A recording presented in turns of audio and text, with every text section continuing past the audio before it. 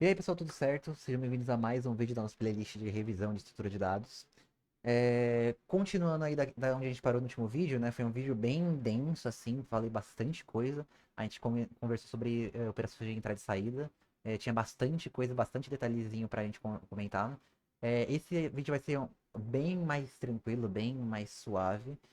Porque a gente vai falar sobre um conteúdo bem de boa, que basicamente são condicionais, né? Estruturas condicionais. A gente vai começar a ver como a gente controla melhor o nosso código, né? Até agora, a gente viu que o nosso código é executado de cima para baixo, meio que mais ou menos da esquerda para direita, tem suas exceções, mas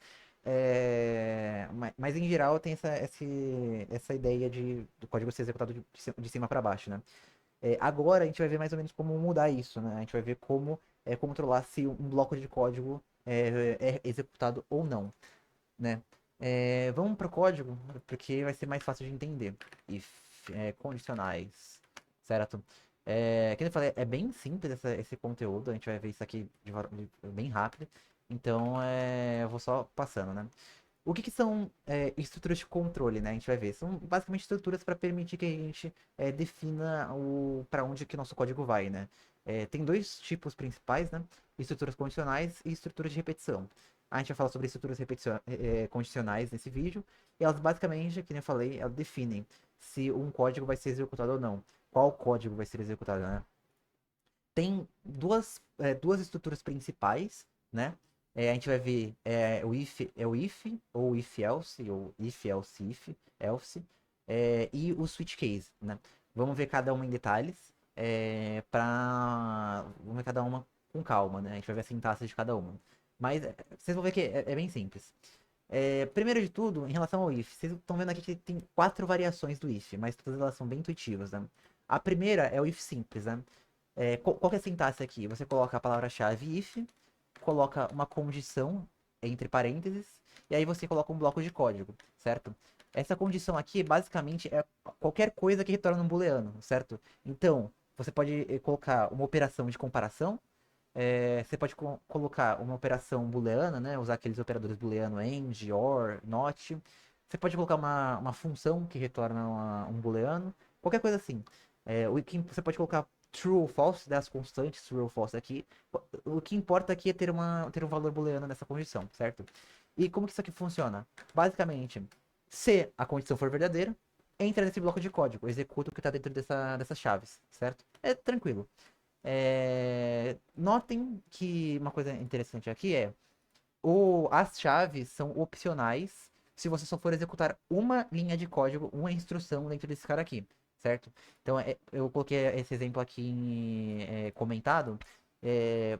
Nesse caso aqui eu poderia fazer exatamente nesse formato, né? Como eu só tenho uma linha sendo executada, eu posso colocar ela sem chaves, né? Eu posso colocar ela numa linha separada, eu poderia colocar ela na mesma linha, tanto faz, é uma questão de estilo.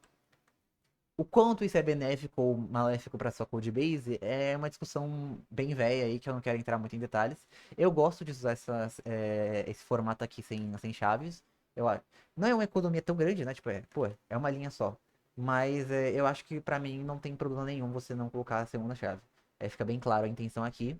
E lembrando, é importante frisar, né? Isso aqui funciona se você só tivesse executado uma única instrução, né? Que é esse caso aqui. Se eu for executar, sei lá, Cout alguma coisa, delimitado por chaves. Isso aqui eu já não conseguiria mais usar. Isso aqui é bem diferente do que fazer isso aqui, tá? Se isso aqui, essa segunda linha aqui é executada independente dessa condição, tá? Porque eu tirei as chaves daqui. Então é importante essa distinção. Sempre, se você quiser evitar ambiguidade, use sempre as chaves.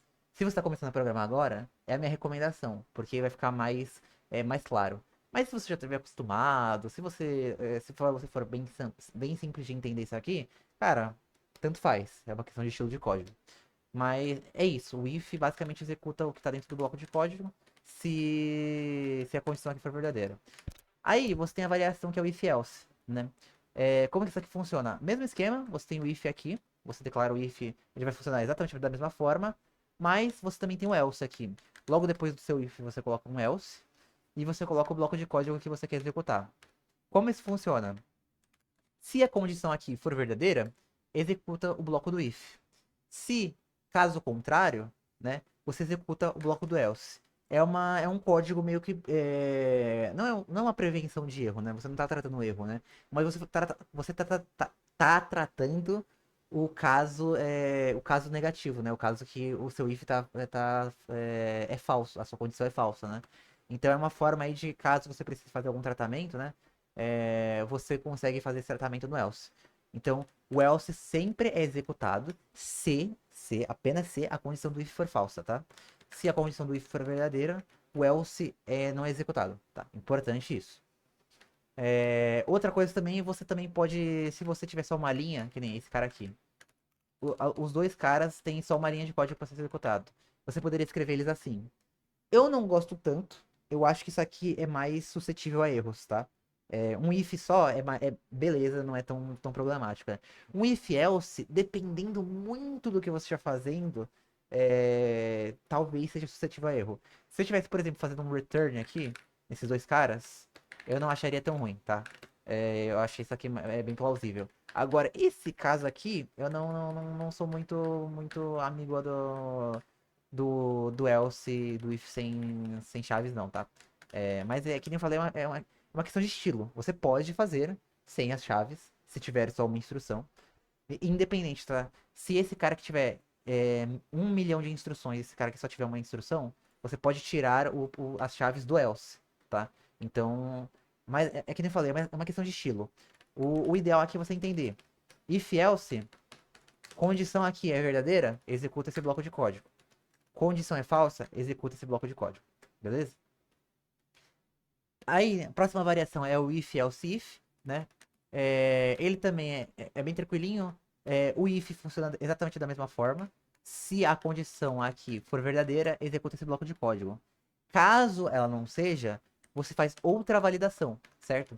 Então, se a condição aqui for falsa, você vai executar esse bloco de código. É interessante você pensar que você consegue reescrever isso aqui de outra forma. Você conseguiria reescrever isso aqui? Deixa eu usar um comentário de multilinha para ficar. Inclusive é uma coisa que eu não expliquei em outros vídeos, né? Se você quiser comentar várias coisas em várias linhas, você poderia usar esse cara aqui. Você pode pensar esse cara aqui dessa forma aqui. If é positivo. Aí você colocaria um else. E aí um if aninhado nele, certo? Você poderia repensar esse cara dessa forma aqui, para ser mais claro. Só que a linguagem te dá esse atalho para você não ter que ficar escrevendo. Aí o negócio é que se você tivesse que escrever outro else aqui, outra condição, porque assim, o else if você pode escrever quantos else ifs você quiser.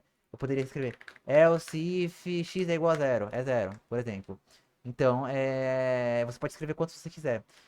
O problema de você usar esse formato aqui é que se você tiver, você teria algo assim, né? Else, no caso esse cara, você não precisa, você teria algo assim, ó. Else if x igual a zero é zero, certo? Então você teria esse alinhamento muito feio, né? Que torna meio difícil de você entender o que tá acontecendo, né? Pode ser que fique mais difícil de entender. Mas entendam que executou isso aqui é verdadeiro? Se for, executa esse cara. Se não, se isso aqui for verdadeiro, executa esse cara.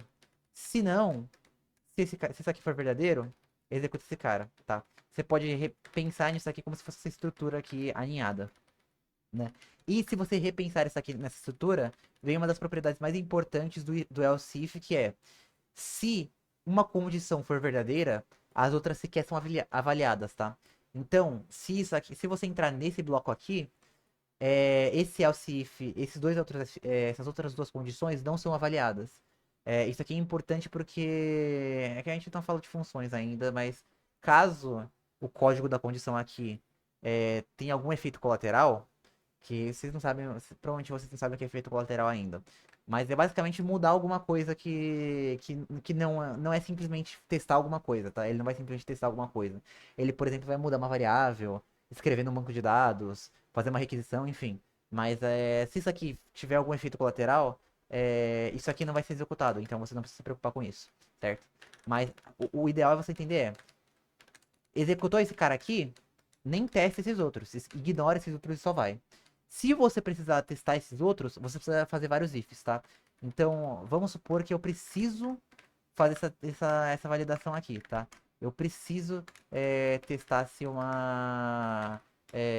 Testar essa condição, e testar essa condição, e testar essa condição. Eu preciso ter vários ifs, né? Então, eu teria aqui if, nananá, vou até colocar o cout, tarará, aí, if, out, if tal. Se eu precisar que as três condições sejam avaliadas, eu preciso escrever três ifs separados, tá?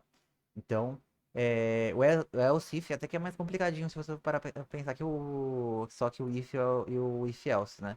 Você tem que fazer essas considerações. Eu preciso testar alguma condição, eu uso o else if, né? Eu preciso que o teste das condições pare de ser executado a partir do momento que a primeira que eu encontrar a primeira verdadeira, eu uso o else if. Se eu preciso validar todas as condições, então eu vou usar vários ifs, tá? Então é isso, em relação ao else if é isso. Eu falei bastante sobre ele, mas ele é bem intuitivo. Se vocês fizerem alguns exemplos, né? Se vocês pararem para olhar esse código, executar, entender o que está acontecendo aqui, vocês vão ver que é bem intuitivo, né? E a variação final é o else, o if, else. Ele combina tudo que a gente viu até agora. Ele combina o if com else. Então, eu tenho aqui a validação, né? A primeira validação. Caso eu não passe na primeira validação, eu executo a segunda validação. De boa. E se as minhas duas validações, se todas as validações vale aquilo que eu falei de você poder ter várias validações aqui, tá? Eu posso colocar quantos else ifs eu quiser. E no final, apenas no final, eu posso colocar um bloco else que vai ser executado se todo o resto não for executado. É meio que uma cláusula de segurança aqui, um bloco condicional de segurança, que eu garanto que eu vou executar alguma coisa se o restante não for executado, tá? Vale as mesmas regras do else if, tá? Aquela questão. Se a primeira condição que ele encontrar que for verdadeira, ele executa e o resto ele simplesmente ignora. Então, né? Se ele não encontrar alguma condição verdadeira, o else não é executado. Então é isso. Em relação ao if e as suas variações, é isso. É bem tranquilo. Agora, a gente vai falar sobre o switch case. O if, ele é o pau pra toda obra, tá? Você pode colocar qualquer expressão, você pode usar qualquer expressão, não importa o quão complexa ela seja, você consegue usar o if. Qualquer problema que envolva condições, você consegue. Qualquer problema não, vai. Mas qualquer coisa que você precisa executar código condicionalmente, você consegue resolver com if. Só que tem casos que é mais elegante você usar um outro mecanismo que seria o switch case, certo? Por quê? O switch case ele vai te fornecer um mecanismo para você simplificar a forma como você faz as validações, né? Principalmente quando você tem um caso muito específico que é o seguinte: você tem uma variável ou qualquer expressão, né? Qualquer coisa que avalia para algum valor. Você quer testar se essa expressão retorna é igual, o resultado dessa expressão é igual a um valor muito específico. Então, né, nesse exemplo, né, eu tenho o dia, a variável dia. Eu vou verificar qual valor que está atribuído à variável dia. Caso, caso a variável dia tenha o valor 1, eu executo esse bloco aqui.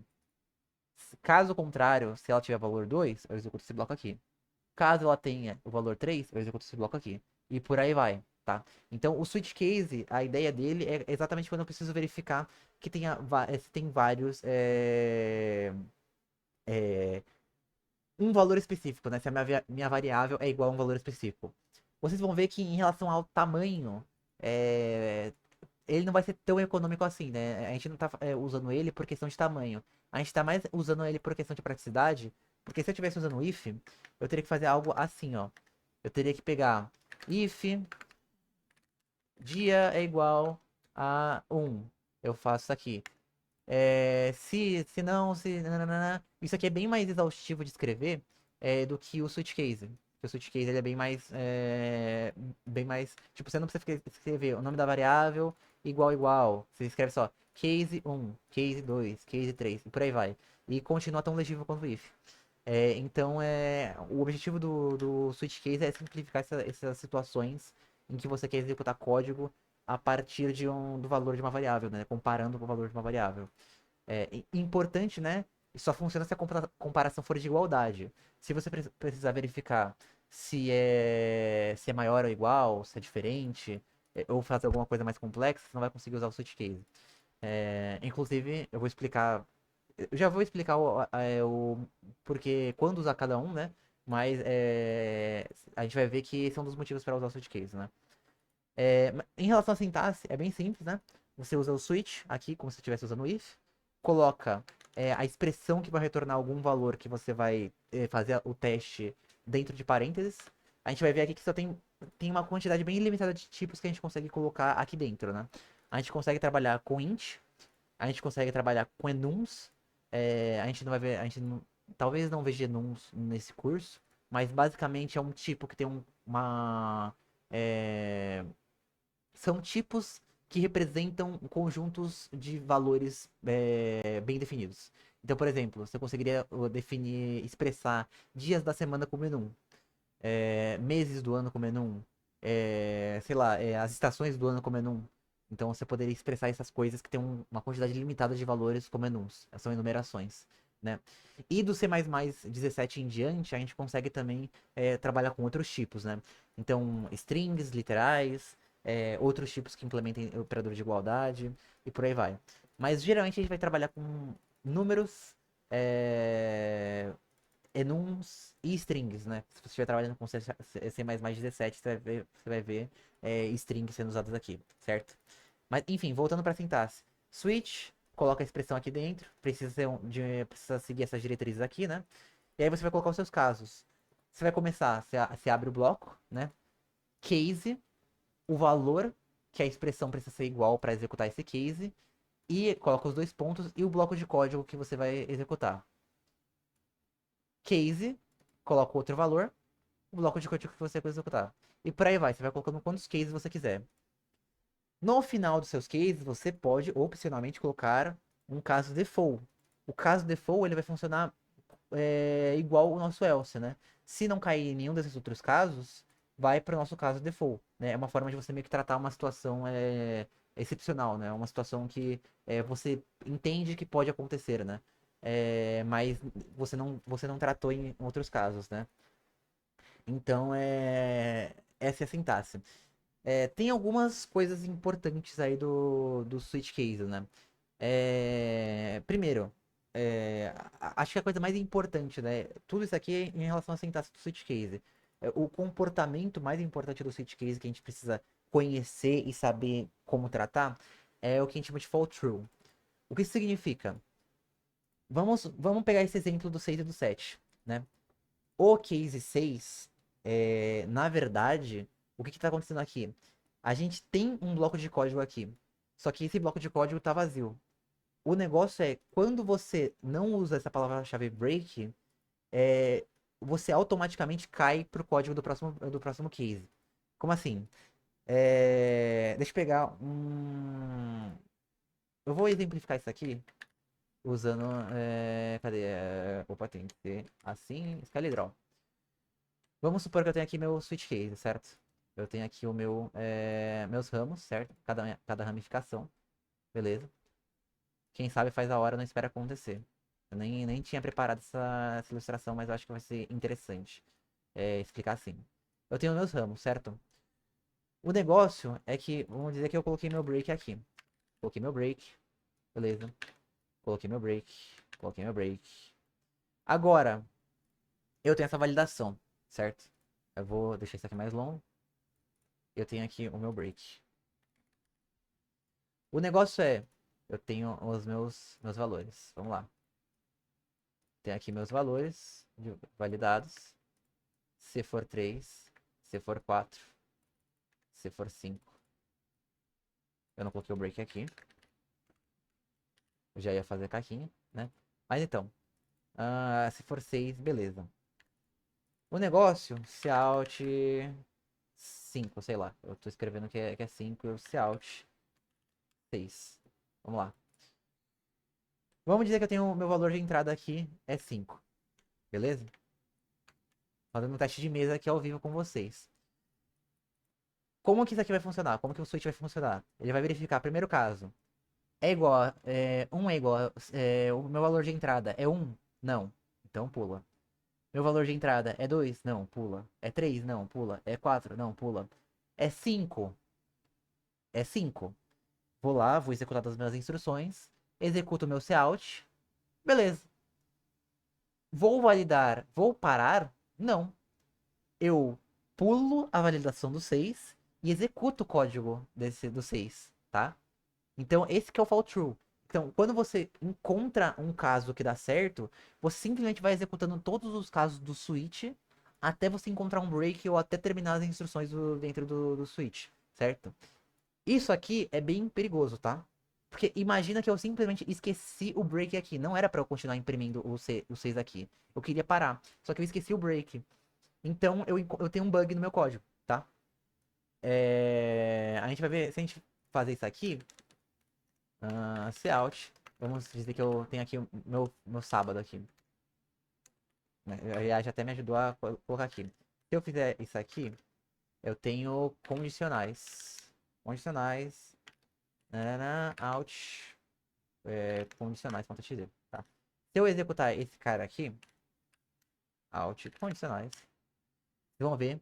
Tá quarta-feira. Tem que mudar isso aqui. 6.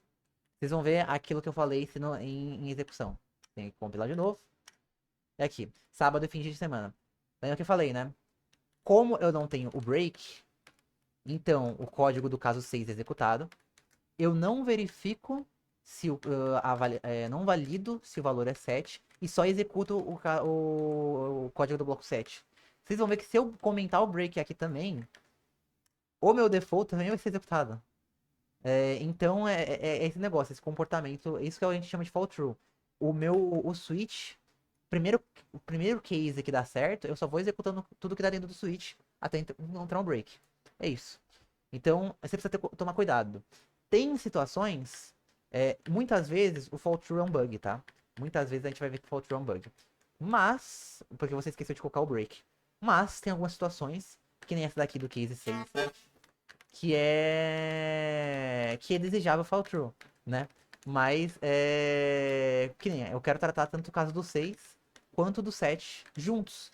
Então eu deixo o 6 aqui sem nenhuma instrução, beleza? Então você pode usar o fall true do jeito que você quiser. Às vezes, você pode. O legal é que você pode até inverter esses casos aqui, né? Eu posso colocar o 7 antes do 6 e vai funcionar da mesma forma, né? Então, mas você precisa tomar cuidado com isso enquanto você estiver usando o Switch, tá? E em relação ao default, geralmente você vai querer um caso default, tá? É, raras são as vezes, não raras são as vezes, né? Mas geralmente quando você estiver trabalhando com enum, aí geralmente você vai estar trabalhando com uma quantidade exaustiva de casos. Mas geralmente quando você estiver trabalhando com números, outros tipos assim diferentes, vocês vão querer um default para tratar o caso que você não tratou, né? Então meio que uma boa prática aí colocar o default quando você não estiver tratando todos os casos com o seu cases, tá? Mas beleza. If e switch explicados. Quando que eu vou querer usar cada um, né? Eu comentei por cima anteriormente, mas para deixar bem explícito, né? O switch você quer usar quando você quer comparar uma entrada com uma quantidade bem específica de valores possíveis, certo? Então, no meu caso, eu tenho aqui o dia. O dia, eu tenho 7 dias da semana e eu tenho o default aqui para tratar se colocar uma entrada inválida aqui. Mas quando eu tenho um enum, por exemplo, o enum, vamos supor que eu tenho um enum de dia das semanas, de dia da semana. O enum de dia da semana só vai ter 7 dias. Então eu consigo tratar todos os casos possíveis. E ao invés de eu poder fazer um if, else, if, else, if, else, if, else, não precisaria nem do else no caso do dia da semana, mas enfim, eu conseguiria tratar de uma forma bem mais elegante, não necessariamente, mas mais prática, né, com escrevendo um código menos repetitivo, usando o switch, né? Para algumas pessoas pode ficar mais claro, para mim, eu acho que meio que tanto faz, né? Inclusive, muitas vezes o switch aparece no seu código, não é sempre, tá? Tem usos bons do switch, tem usos razoáveis do switch, mas tem muitos casos que usar o switch revela que tem alguma coisa que daria para você melhorar um pouquinho no seu código, né? Mas, em geral, o uso do switch é esse. É quando você quer comparar um valor com um conjunto limitado de outros valores, né? E quando que eu quero usar o if? Em qualquer outra situação, né? Que nem, cara, eu não tô fazendo uma comparação de igualdade aqui, né? Eu tô verificando se é maior, se é menor, se é diferente. Ou eu tô tendo que realizar alguma operação booleana aqui. Eu tenho que verificar se é igual a alguma coisa e é maior que outra coisa. Enfim, esse tipo de coisa. Então, ou, por exemplo, eu preciso usar uma função aqui. Eu vou chamar uma função que retorna um valor booleano. Eu não consigo usar switch case. Então, esses são os casos de uso de cada um, tá? É isso, né? Não tem muito mais o que falar sobre condicionais. Basicamente, essa é a estrutura de controle. Essas são as duas estruturas principais que a gente tem aqui. A gente tem o if e a gente tem o switch. As várias variações do switch aqui. E o nosso. Perdão, do if e do nosso switch. E é isso. Dúvidas, sugestões, xingamentos, coloquem nos comentários o seu feedback para eu melhorar o conteúdo dos próximos vídeos. Muito obrigado por ter assistido até aqui. Espero que você tenha gostado do vídeo, espero que você tenha gostado da explicação. Muito obrigado e falou, até a próxima.